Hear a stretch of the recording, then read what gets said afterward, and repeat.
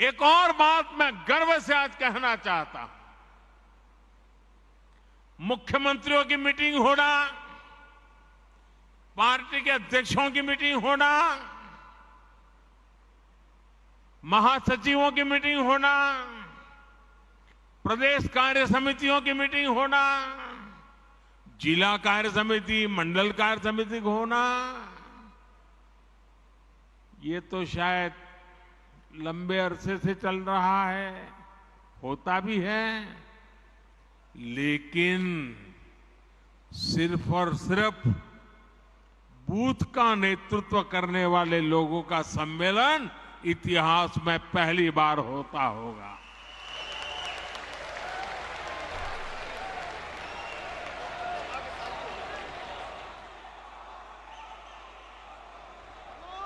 साथियों, आप सिर्फ बीजेपी ही नहीं, आप सब सिर्फ दल ही नहीं, देश के संकल्पों की सिद्धि के भी मजबूत सिपाही है। भाजपा के हर कार्यकर्ता के लिए देश हित सर्वोपरि है, दल से बड़ा देश है। जहां दल से बड़ा देश हो, ऐसे कर्मठ कार्यकर्ताओं से बात करने के का मेरे लिए भी एक मंगल अवसर है। मैं भी बहुत उत्सुक हूं। मुझे नड्डा जी ने बताया कि मोदी जी आज भाषण तो बाद में, आज कुछ सवाल जवाब हो जाए।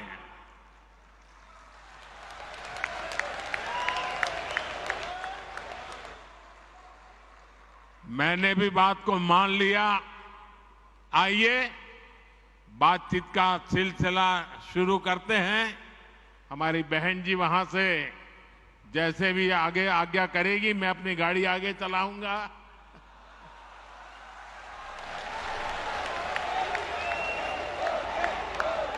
श्री राम पटेल, दमोह, मध्य प्रदेश। श्री राम पटेल, दमोह, मध्य प्रदेश। किस तरफ है? आदरणीय, हाँ बताइए, बताइए। आदरणीय मोदी, दिख रहा है, मैं स्क्रीन पे देख रहा हूं, आपको बताइए। आदरणीय मोदी जी प्रणाम।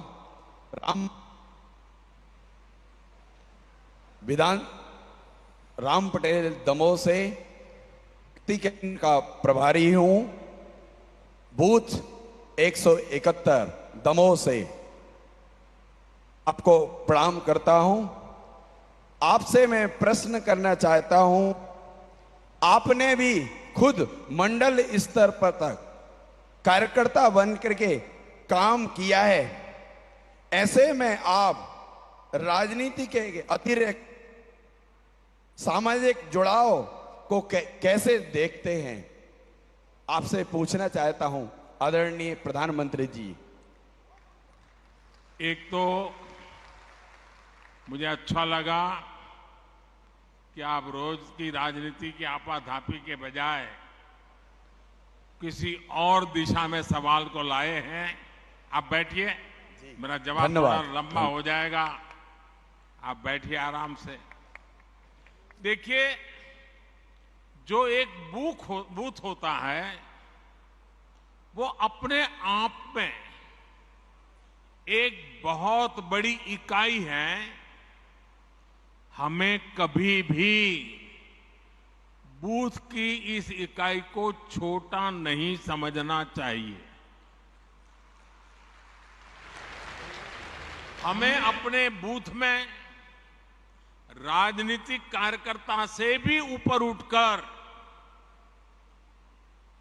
समाज के लिए सुख दुख के साथी के रूप में अपनी पहचान बनानी चाहिए।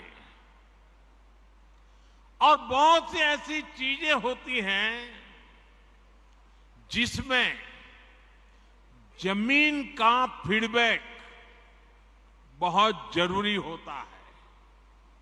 जो बूथ के हमारे साथी हैं वे इसमें बहुत बड़ी भूमिका निभाते हैं। प्रधानमंत्री भी या मुख्यमंत्री भी अगर कोई सफल नीति बनाता है तो मान लेना किसी न किसी बूथ के कार्यकर्ता के दी हुई जानकारी की ताकत बहुत बड़ी होती है। हम भारतीय जनता पार्टी के उनमें से नहीं है जो एयर कंडीशन कमरों में बैठकर पार्टियां चलाते हैं और फतवे निकालते रहते हैं। हम तो वो लोग हैं जो गांव-गांव जाकर गर्मी हो, बारिश हो, कड़कड़ाती ठंड हो, हर मौसम, हर परिस्थिति में जनता के बीच जाकर के खुद को खपाने वाले यहां लोग हैं।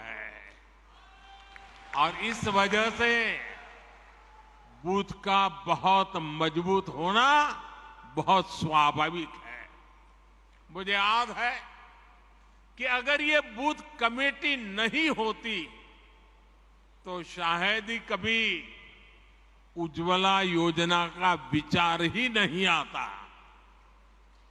साथियों, ये आपकी निरंतर कोशिश होनी चाहिए, क्योंकि गांव से कार्यकर्ताओं ने मुझे उज्ज्वला गैस योजना के विषय में समझाया।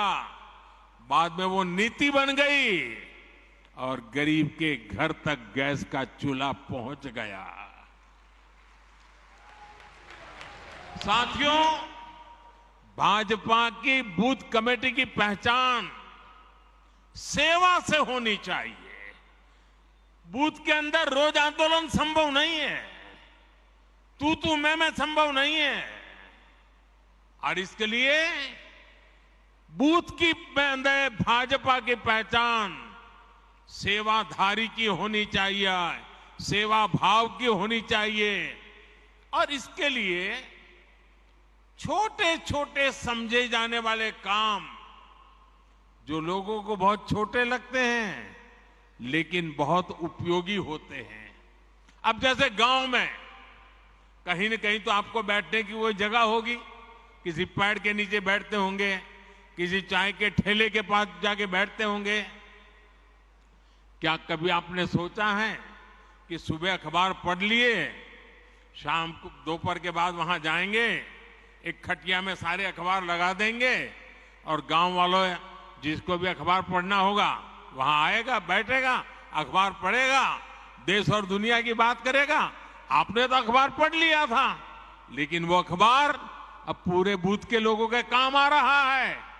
देखिए, कोई खर्चा नहीं, वो आपको आपका नेता मानने लग जाएगा कि नहीं मानने लग जाएगा।